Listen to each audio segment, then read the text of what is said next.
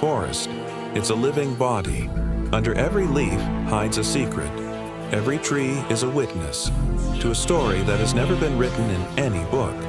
And deep inside this jungle dwell people whom the world has long forgotten, the ones we call tribes, but no one has ever asked their real name. Maybe because their world doesn't answer our questions, it hides them in silence. Many people say there are tribes in the Amazon who have never encountered modern civilization. But is this true? Or is it just another tale, like those stories people write but never truly understand? In a small village in Brazil, people say, when the jungle speaks, the city falls silent. Why?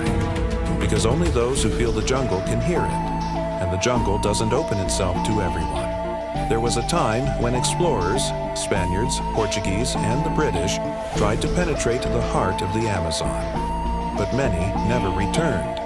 Were they lost, or did the jungle keep them? Their diaries are sometimes found under wet leaves by old lake shores, and they write, "I saw eyes in the forest, not human, not animal, something else."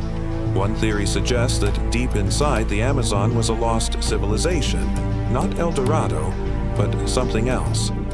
A civilization so deeply connected to science and nature that they built cities without concrete, without machines. Their language wasn't just made of words, but of nature's signals. The flow of water was their calendar, the bending of trees, their clock, the color of the sky, their scripture. And then there's the tale of the Yanomami tribe, a tribe still hidden deep within the jungle. People say they never let anyone near them. Are they full of secrets, or just trying to protect one? Because the legend says they have a medicine that can defeat death, a plant found only by them, a plant no one has heard of, a taste only the dying can feel. But the jungle doesn't just hide medicine, it holds rituals, passed down from ancient knowledge. A jungle priest, called a shaman, says, "The journey of our souls passes through the forest. If you don't respect the jungle, you will lose your soul." Maybe that's why those who came to cut the jungle never returned. Their names were taken by the forest. Another theory says the Amazon is an ancient data bank. Every tree, a memory chip. Every vine, a wire. Every root, a code. And the tribes? The guardians, who know that if this system ever breaks down, the balance of the world will collapse. And most mysterious of all, some say there's an invisible city in the Amazon, a place satellites can't detect. But when the jungle wants to be seen, it reveals itself. One explorer wrote, "I walked in a circle for 3 days, but on the 4th day, the forest opened, and I saw something that shouldn't exist." After that, his record ends. In the jungle, paths are never straight. There are no roads, only intentions. The place where only resolve can reach, no human foot can step, only their shadow might. In this part of the Amazon, where sunlight falls like filtered fragments of light, a story unfolds. A story of people who carry no maps, no compasses, only memories and the language of the jungle. Centuries ago, when the Portuguese bandeirantes tried to enter the Amazon, they mentioned many small tribes. But one tribe stood out above all, Kuruya. No one had ever seen them, but their voices were heard, their footprints found, yet they never appeared. The local tribe said, "The Kuruya are not companions of the jungle, they are part of it." People say the Kuruya speak without sound. Their eyes hold the map of the forest. And when they see a stranger, the jungle itself changes. Paths twist, trees shift from their place, words become useless. In 1941, a German anthropologist named Dr. Ulrich Vass claimed to have seen the Kuruya tribe. He wrote, "I went to them, and I never came back, because when I looked into their eyes, I saw the jungle inside myself." The final line in Dr. Vass's diary read, "They are not people. They are the memory of the earth." Then comes another mystery, a language spoken only at night, A wandering local storyteller among the tribes once said, "This language is not for the living.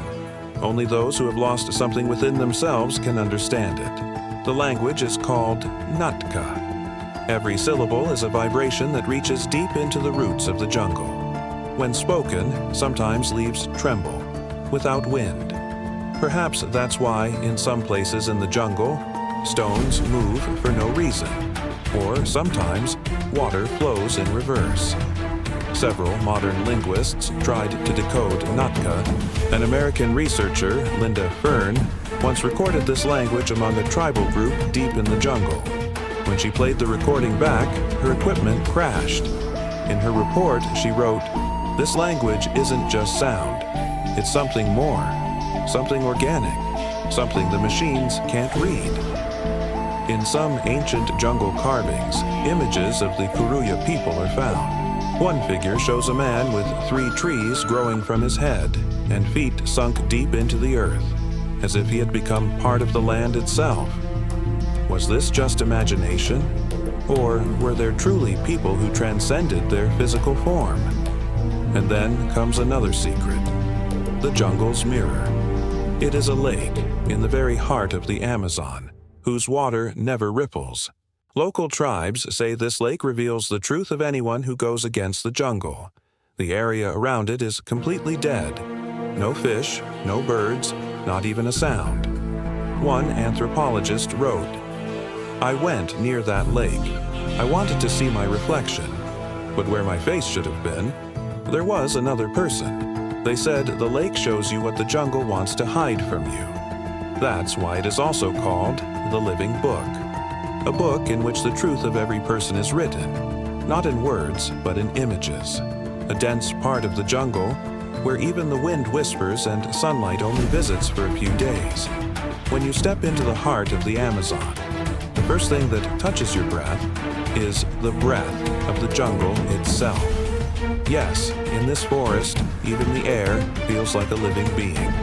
They say the spirit of Uyiwa lives in this air. Uyiwa, a deity who many tribes call the first breath of the earth. They believe that when the world was created, air was the first to breathe, and that breath still flows in the Amazon.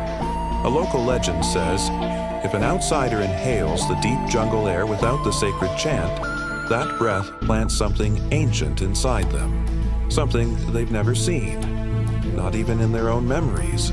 Many have returned saying, "I went into the jungle to do research, but when I came back, I wasn't the same person."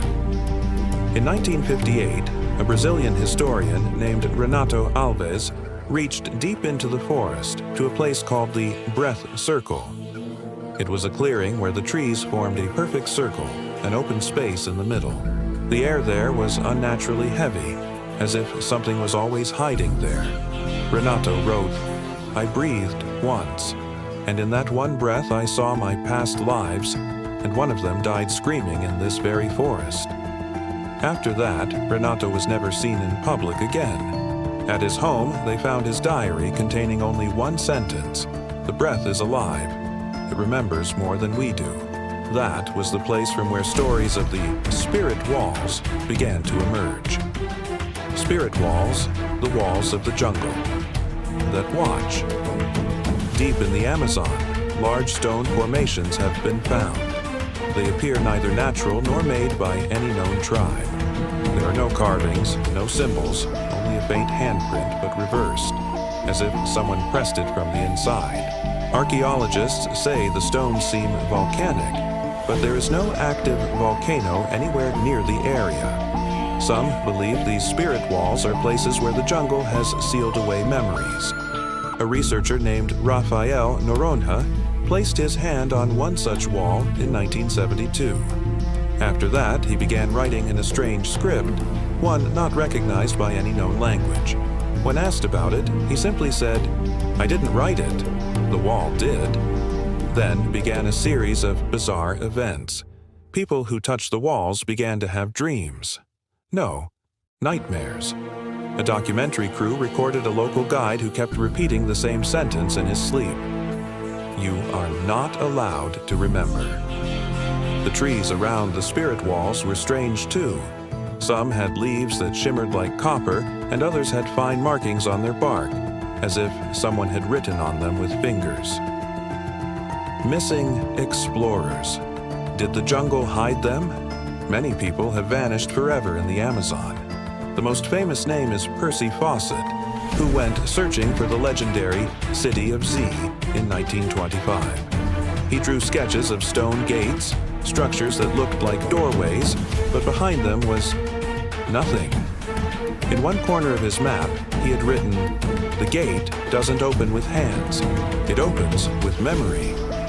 A tribal man said the last thing he saw was, he walked through the silent stone and became part of the forest. So now the question arises, are these gates and walls entrances to another world? Do vibrations exist in the jungle that only those can hear, those who are already broken within? A maze-like circle, Yapi. Deep in the jungle is a circle that has never been formally recorded. It's called Yapi, a kind of vortex, a spiral that changes whoever walks through it. Many say the jungle reversed their memories. They recalled moments from their childhood, but with someone else's face. They remembered pain, but not the place where it happened. The jungle only leads people into Yapi who are truly ready to meet their own essence. Some said that after entering it, their name changed. Others said their identity did. Part 3 ends with a powerful reflection. The jungle is not just a piece of land. It is an ancient library where the book of your soul has been written. Every leaf is a page, every breath a paragraph. The only question is, do you have the courage to read it?